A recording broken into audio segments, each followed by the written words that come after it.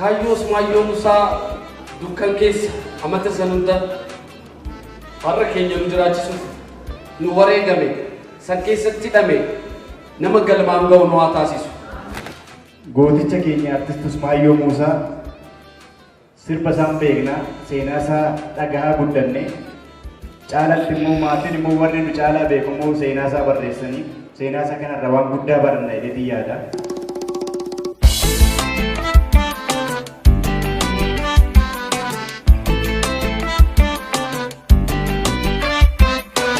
Eduni sinibona anas nabonsitani yalman Oromia galata gudda qabdani. Eduni sinibona ana kabachisistani yalman sabakiya galatuma simartini. Wal male malkamna enu wali fatanu gachana. Wal male fatanu gachana. Kota gafatiki kambara dukana kakas Maayyo Musaa yoom waadagatama. Taba kheetiif jettee baay'ee dararamtee nu ilmaan kee jirra kutuuf kaayyoo tante eenyutiin si dhiisa eessi koona nayyamu kaayyoo abbaa kiyyaa ammaan galmaan gayu. Wal male malkamna enu wali fatanu gachana. Wal male malkamna enu wali fatanu gachana. nuti waliif nu wal malee maal qabna beenu waliif hataanu gaachana.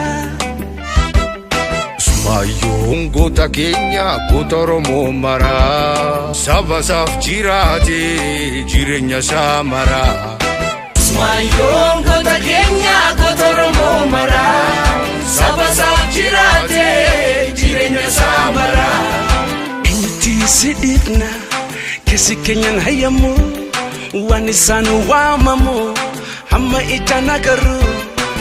Karoorri koo guddaa hawal kuba qabaannu waliif yoo tumsine qofa kanu galmaan geenyu.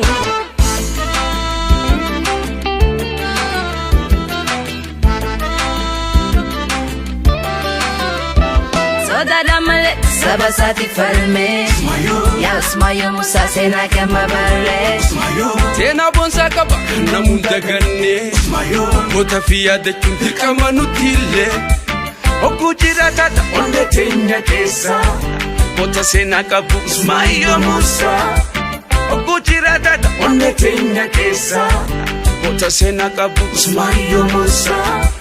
Waan isaa yaadannu waaqa dhabuu qabna waa'ee isarratti wahii wal mormina. Dirqama dirqama dirqama dirqama dirqama dirqama dirqama dirqama dirqama dirqama. Wal malee malkamna enu wali fatanu gachana.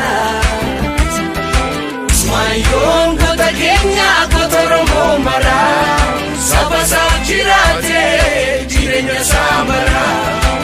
Maayyoon